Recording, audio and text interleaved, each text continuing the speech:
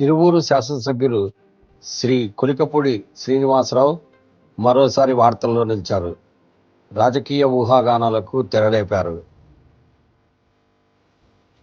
రాష్ట్ర మాజీ మంత్రి, వైసీపీ ప్రముఖ నాయకుడు శ్రీ పెద్దిరెడ్డిని ఆయన ఎయిర్పోర్ట్లో కలిసి మాట్లాడిన విషయం చర్చనీయాంశమైంది.